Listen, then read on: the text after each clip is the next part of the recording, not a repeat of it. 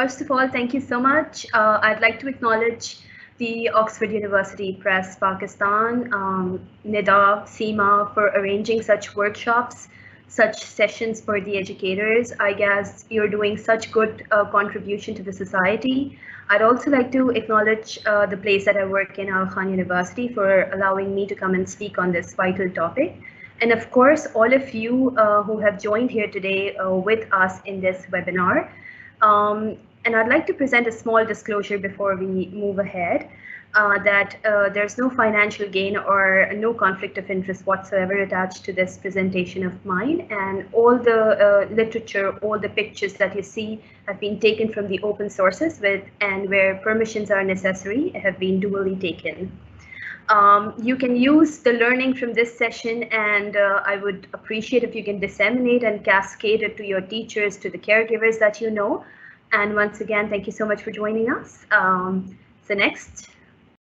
All right, I'll be playing a very short music, and I would request all of you that whatever you're seeing here in these little graphics that you can see in a boxed picture, please list down the activities that you can see from here.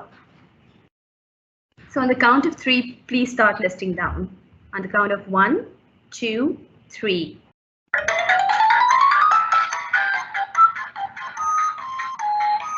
So there's the music. What do you see is happening in these pictures?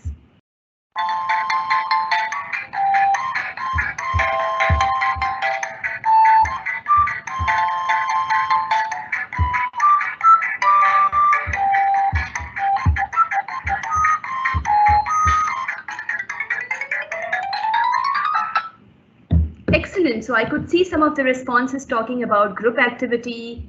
Some people are talking about that some intellectual skills are being incorporated. Some are saying reading, writing, playing, cycling, music, study. Seema, could you move to the next slide?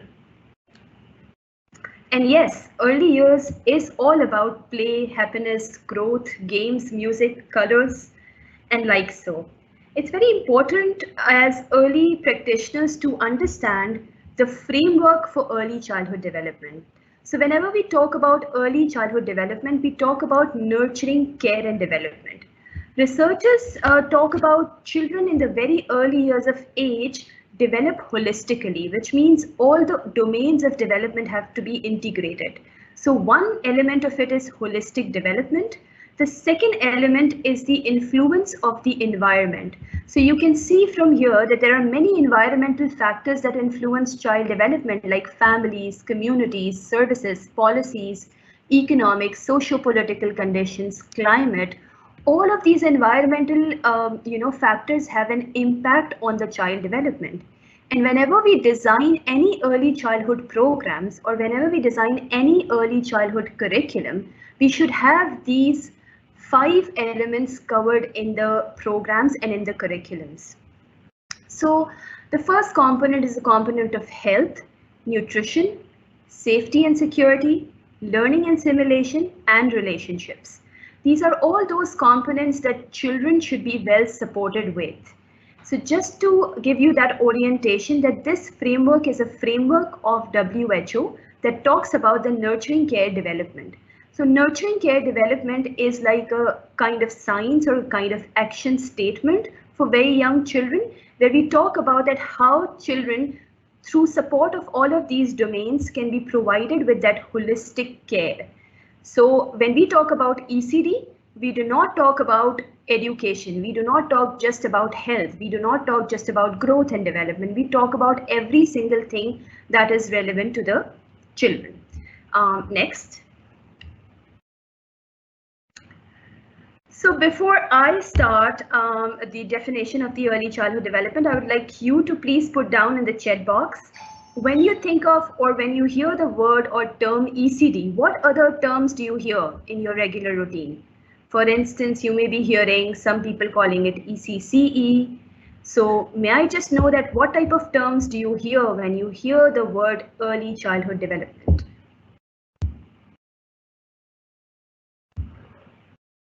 So on the count of 5, I would request all of you to please put down in the chat log, when you hear the word or the term early childhood development, which different terms do you get to hear? 1, 2,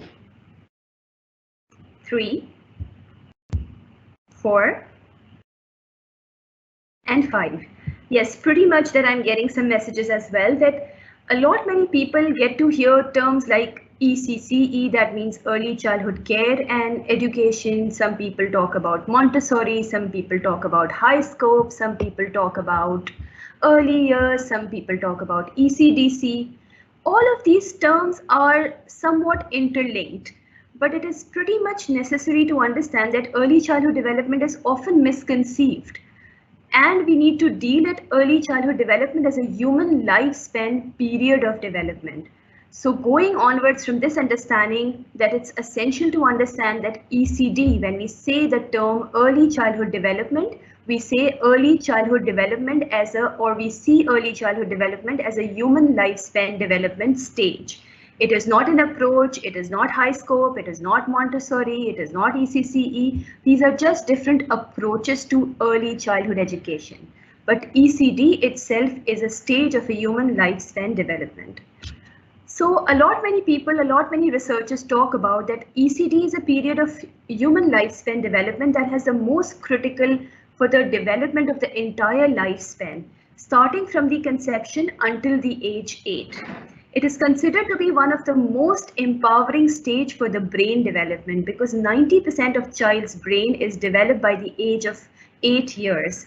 So imagine 90% of who you are today, you've already developed those skills when you were just 8 years old. And similarly, the kids who come to us or who are with us, they are the ones who are developing these skills which are pretty much healthy for their brain development or may not be healthy for their brain development. But whatever is happening in their environment, whatever is happening around them is what is stimulating their brain development. And 90% of brain development happens at the age of 8. Similarly, it is also pretty much fundamental to understand the role of academic development in brain development.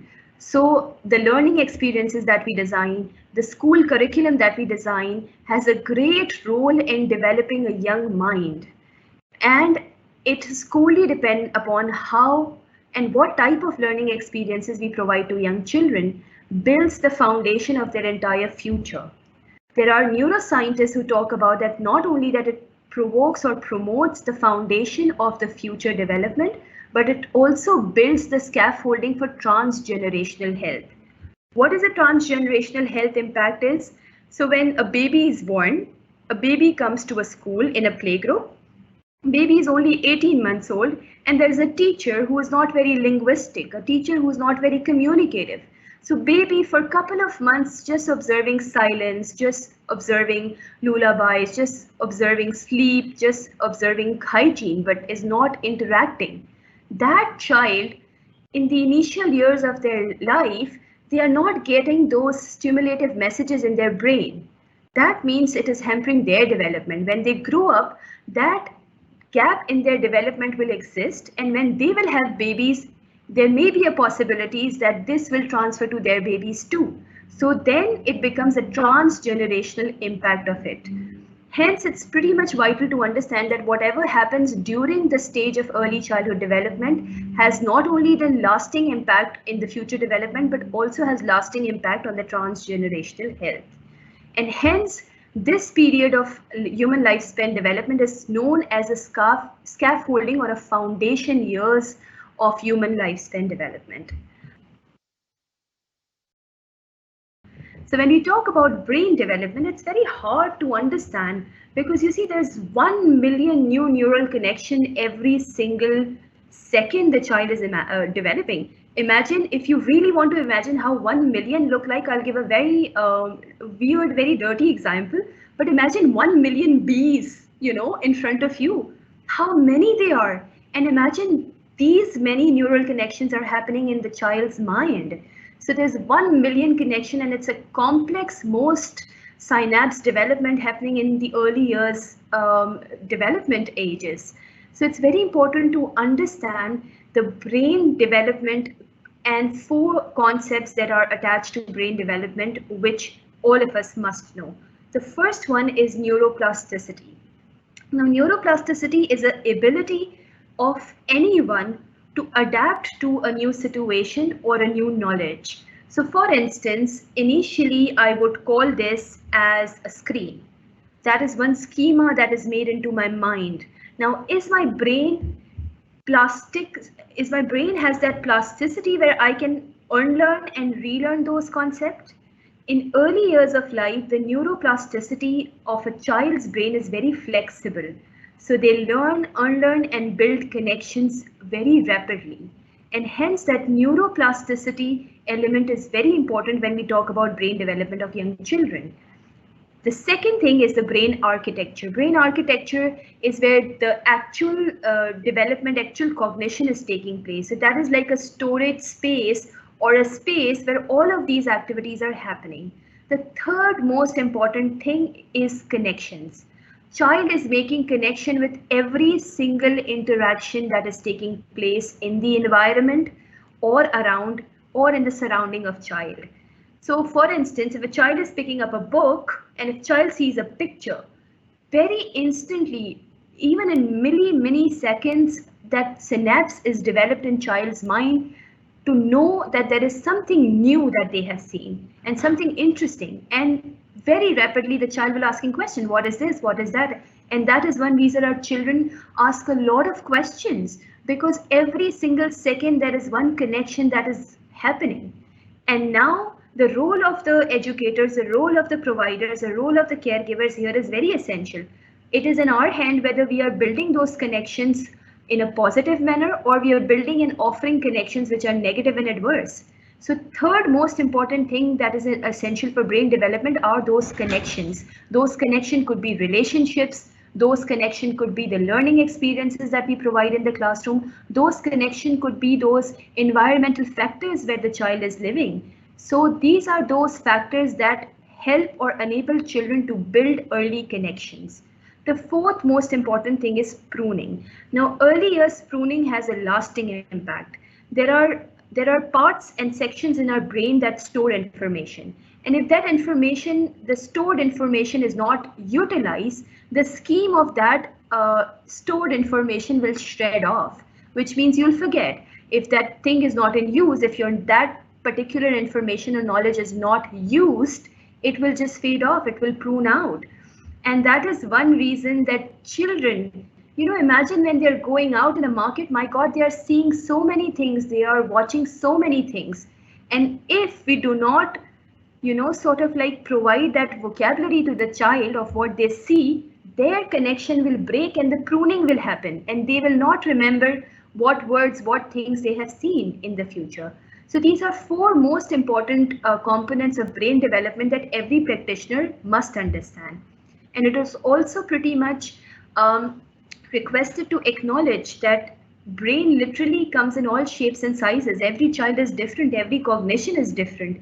That is why we need good integrated experiences, good integrated learning experiences, good integrated language experiences in early years classroom. Now, I would really want all of you to write down, what do you mean, or do you even know what does this term mean, ma chulaso? So it's ma chulaso. It's very essential for brain development in early years. Again, I'll count till 3.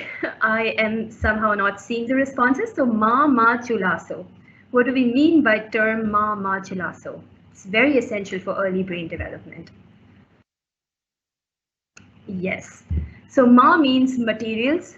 Another ma means manipulation. CHU means choice, language, and support. So children, when they are young, no matter whether they are in a classroom or they are holding a book, they should be provided with Mama Chulaso for their thriving brain development, which means the classroom and the learning experiences should have materials, should have manipulation, should have choices, should have language, and should have support. Next slide.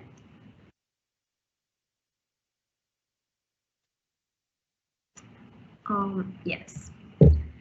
So now talking about the domains of development and coming on to domains of development, there are several domains of development and there are certain principles of child development. So when we talk about principles of child development, we always talk about the significance of understanding that all domains of child development are interlinked. They cannot be nurtured in separate zones. So I cannot say, oh, I will only focus on health, I will only focus on cognition, I will only focus on language. All of these domains are interlinked. They follow a sequence and a pattern. Play is the key for child development. So play and early childhood development go hand in hand. If you separate play, it cannot be a thriving early childhood development. Influence by nature versus nurture. So it is influenced by genetics as well as by the environment. And children are hardwired, their brains are hardwired for interaction. And that is why language is most important in the early learning setups. So there are 5 domains of development: physical, cognitive, psychosocial, language and literacy, and executive functioning skills. Coming on to the point that when we talk about designing curriculum or designing learning experiences, it is essential to note that it should have 5 elements. Every learning experience or every curriculum or every book or a resource that you provide to the child, you need to assess the utility of that particular resource, whether it's providing any benefit to the child's knowledge, whether it will be contributing to any things. The second most important element is you need to consider whether that particular material or that particular learning experience is promoting growth fostering opportunities for holistic development, which means does that particular resource cover all of these 5 or 6 domains of early childhood development? Third, you need to see that whether it's integrated with the context where the child is living. The fourth most important thing you need to see is seeing how interactive that learning resource is, whether it has any interaction which is building onto child skills. And fifth, you need to see that whether it has the elements of learnability, interest, and engagement with young children. It's very essential for a learning resource, for a learning experience to be interacting with the child. Next slide. So first domain is physical development. Now, whenever we talk about physical development, what comes in your mind?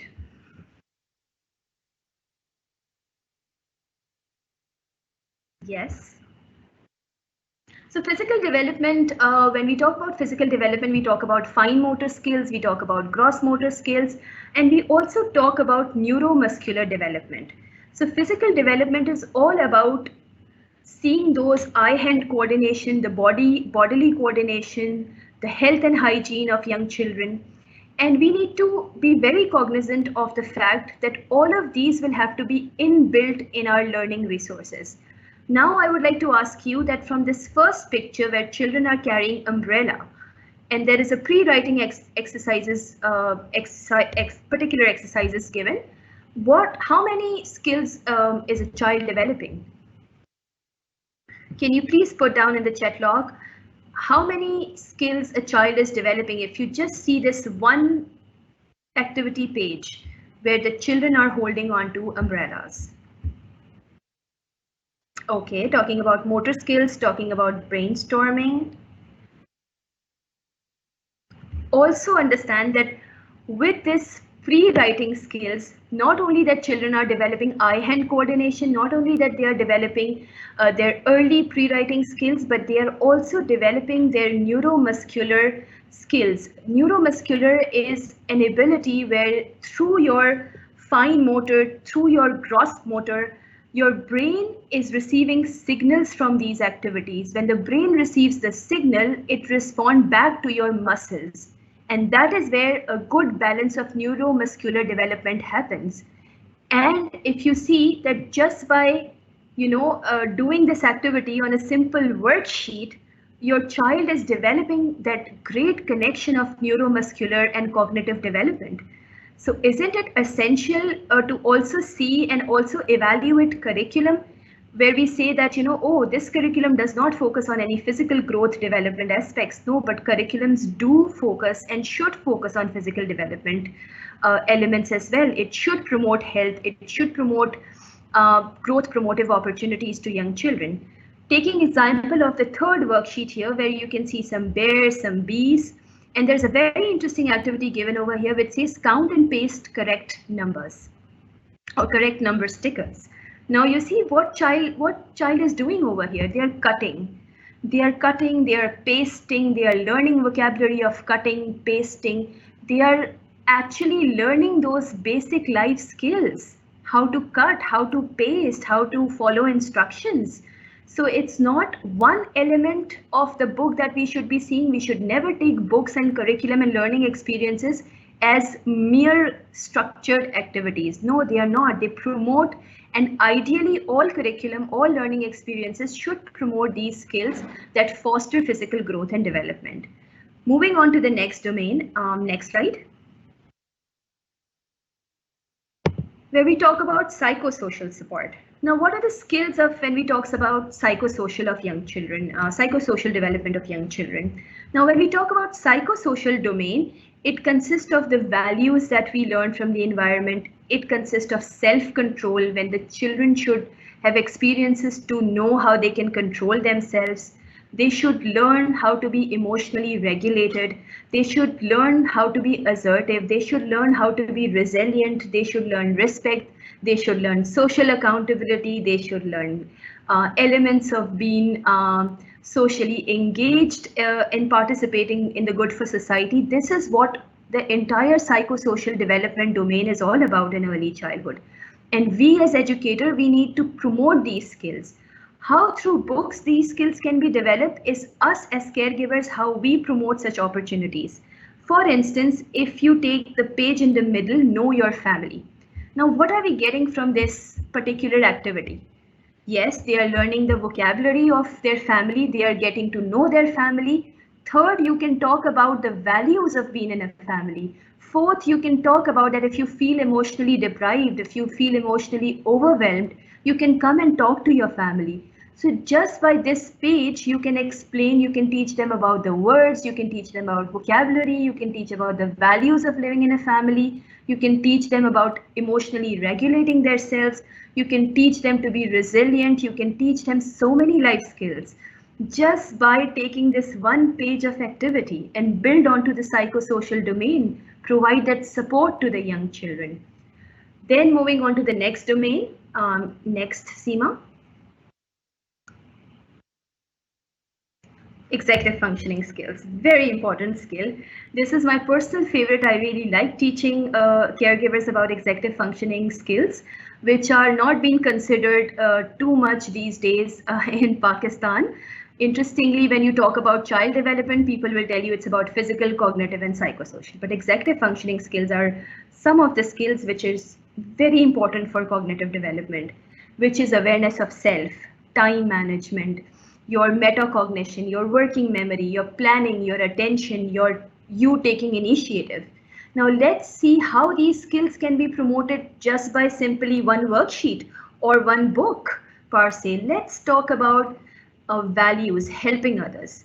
Now what you can talk about through this particular thing, what is happening in the picture? Have you seen these vegetables at home?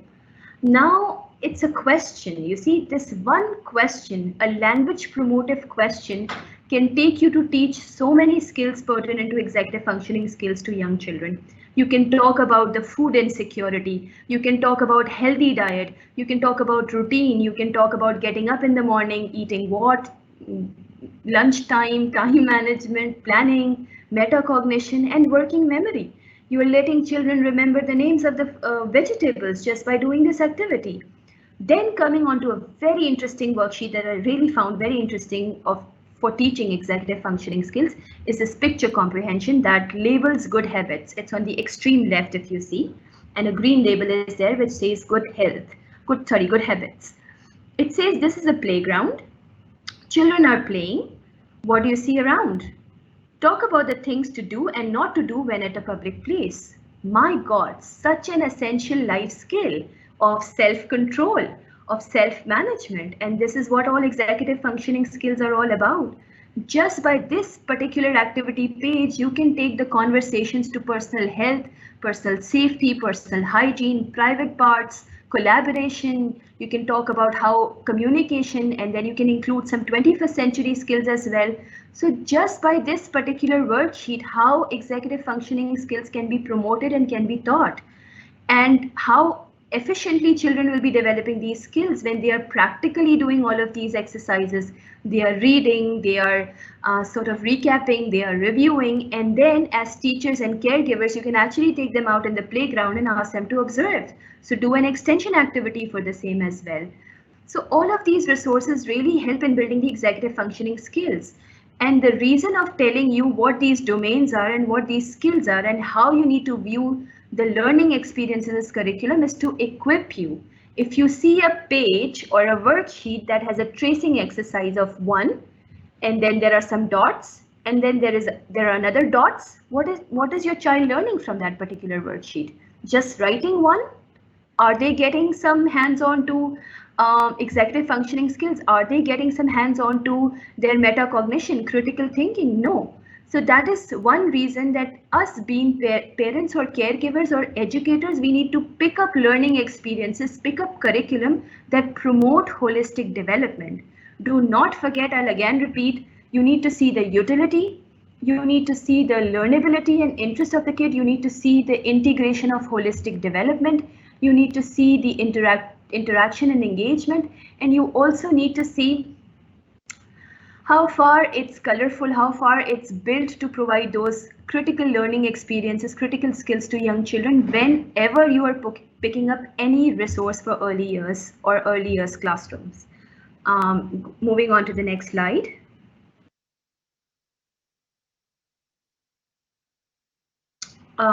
Probably there's a shortage of time. I'll skip this activity, otherwise we would have done this activity.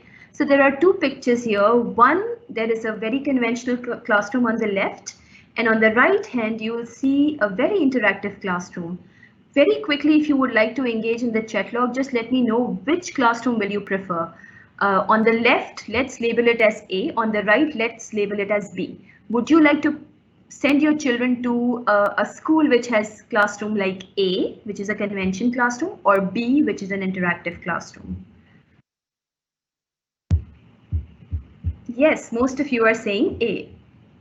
Most of you are saying B, sorry. The reason being that Mama Chulaso concept needs to be seen and needs to be implemented in the classroom. There has to be materials, there has to be manipulation, there has to be language, support, and choices for young children. Next slide. And most essential, especially for Pakistani context and the developing countries, language at the core of curriculum and learning environment.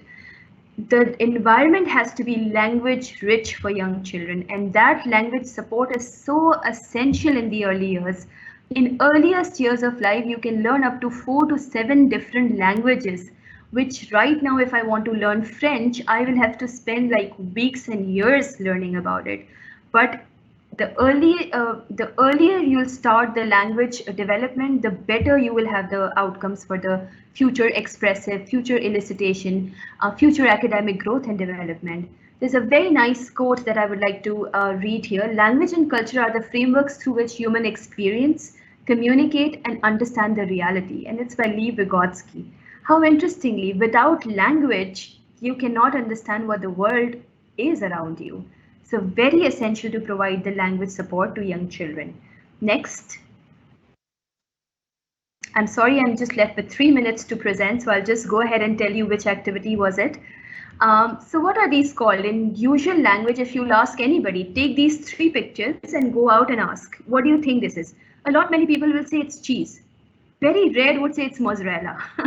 You see, so we as a country, I guess, we do not use a lot of vocabularies. The reason is pruning, because initially children learn through their books and environment that this cheese is mozzarella and this cheese is brie and this is a goat cheese. But at the end of the day, as they grow up, you know, it's just cheese because we call it cheese. The second thing, what would most of you will call it? A toilet, a washroom? It's a powder room. So you see, many of us would just call it a toilet. The reason being there has not been those language support in the earliest years of our life. So if you really want to do an activity, if you really want to understand how good of a teacher you are or how good of a parent you are in promoting language, not good as such of a teacher or a parent, but in promoting language, how good have you been? Just try to take a couple of such pictures and ask your children. Are they able to use the vocabulary in context, or they are just using general categorical words for describing words? And you will exactly know what language support you're providing to your kids. Next.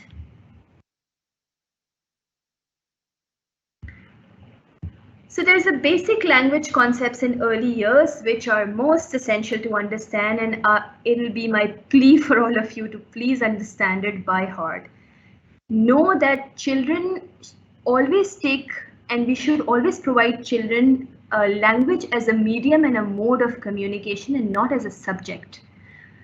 For God's sake, English, Urdu, French, Chinese, they are not subjects, they are language.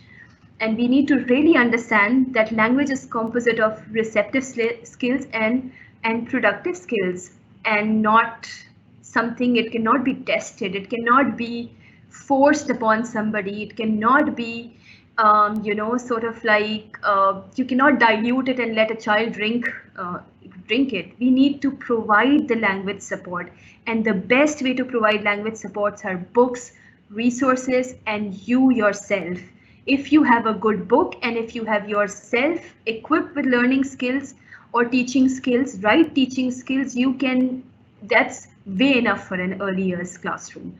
So teachers or parents who talk about, oh, we don't have access to technology, oh, we don't have really high tech classrooms. No, you don't need high tech classrooms. You need good books and you need good training to provide language support to your young children. Second thing you need to understand is integrated and built into the subject and in the environment. Language cannot be taught in segregation. It has to be around you. It has to be in the environment, especially for young children. So you see, like you need to have labels, you need to have books. Trust me, like, whenever I go to any to visit different houses, people call us, right? I mean, like we go to visit for different occasions. The first thing I go into their living room and I find very fancy furniture, but there's not a single book. There's not a single library area for young children. There is not a wall that has words on it. I mean, the house is of where the child lives like 80% of the time after school. And if they do not have simulation, they do not have language in the context, how will they learn? What's the harm in making a small library in your living area, which is accessible to everyone? Even if you do not have space, you have a bed, hang a small dupatta or hang a small scarf, make some sort of like, the envelopes of it, and then envelopes of cloth around it, and then put some books, library books. It should be in every household, every classroom, every single place where kids are. There should be books, there should be labels on the walls, there should be interaction in the environment. Without interaction, how can we teach language? How can we provide language support to young children? Similarly, it's also very important to know that content and language integrated learning mechanisms, the CLIL, is a very good approach because it integrates the concepts, it integrates the knowledge, and it's promoted through language support. So language is not dealt in this particular framework as segregation, but it's more integrated support. There are 4 concepts that are very essential to understand. First is fast mapping. I'm sorry, I'll just mute for a second.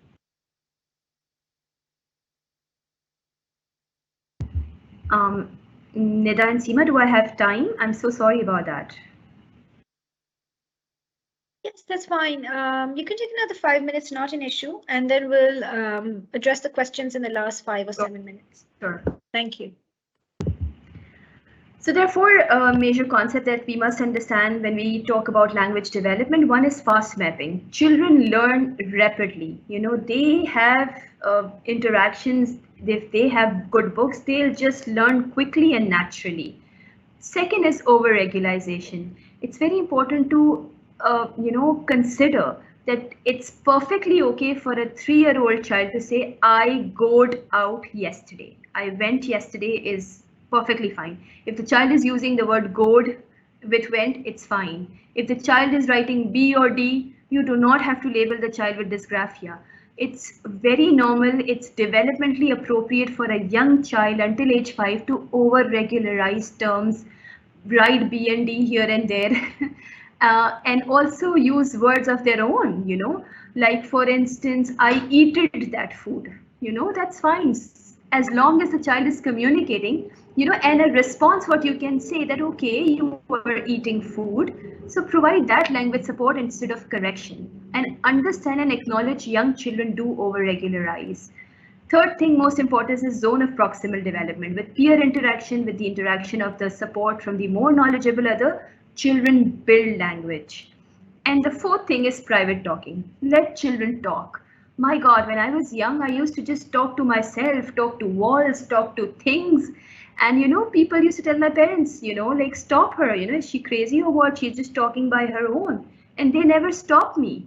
And that is why one of the reasons is because these days, I love writing blogs because I used to talk to myself, and now it has become my productive skill. So allow children that private talking to themselves, to different things. It's perfectly normal until age 5. Next.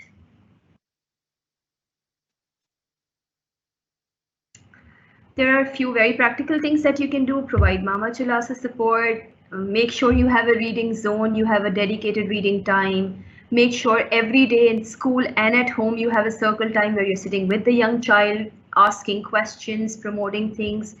As teachers, it's very essential to keep language portfolios whereby you have the first day language checklist of the child, then implement a few strategies.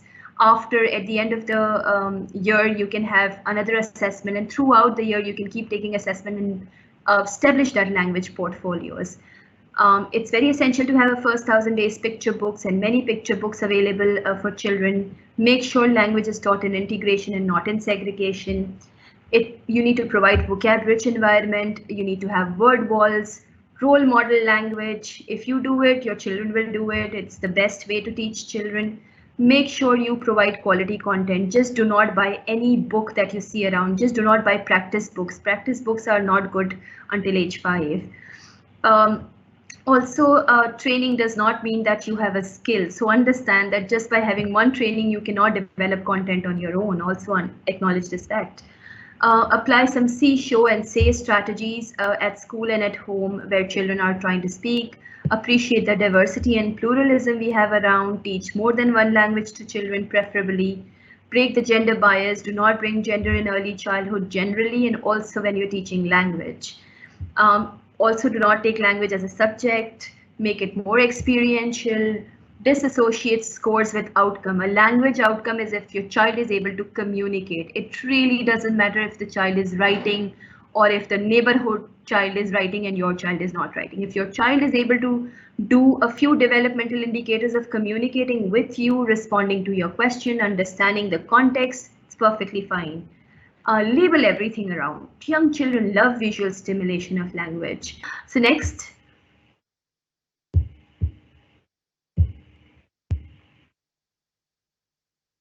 You can do also some practical activities, as if you're serving a jelly, just ask the children to write as many words as they can to describe this. Try to play games. Next. Also, you can bring in some addition to name, place, animal, thing, and you can play now name, place, action, things, and fact. So you can take up difficult concept, ask children to name that, ask them which place they belong to, what actions they do, what things they use, and what is one fact about it. So it's teaching language, but also information and general knowledge. Next. Make sure whichever books, whichever curriculum you are sort of like taking up in the classroom or at home, it has components of STEAM, science, technology, engineering, arts, and mathematics. There has to be integration whenever we are talking about language learning in the classrooms or generally in early childhood. Next.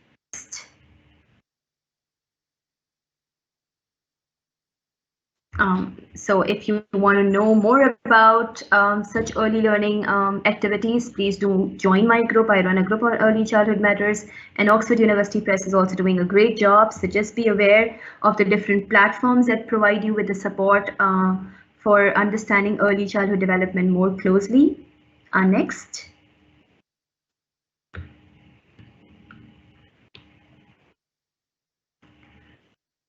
The reason of showing these books is to understand and again keep those principles in mind whenever you are choosing any curriculum for your children. It has to have the elements of utility. It needs to build on the holistic development of young children. It needs to provide 21st century skills. It needs to have the component of learnability and interest. And fifth, it should engage children. So when the child is with the book, child is engaged, child is interacting. And with this, next, I'd like to say and close the session. I'm so sorry I've taken most of the time, but we really need to recognize as early care practitioners that if we change the beginning of the story, we change the whole story. So it's in your hand how you change the story for the child that is with you or with the children that you have in your classroom. Selecting essential learning resources, selecting resources that are made by professionals, identifying resources that are growth promotive is the most essential step every single educator should take. With this, thank you so much. I'll be opening floor for the question and answer.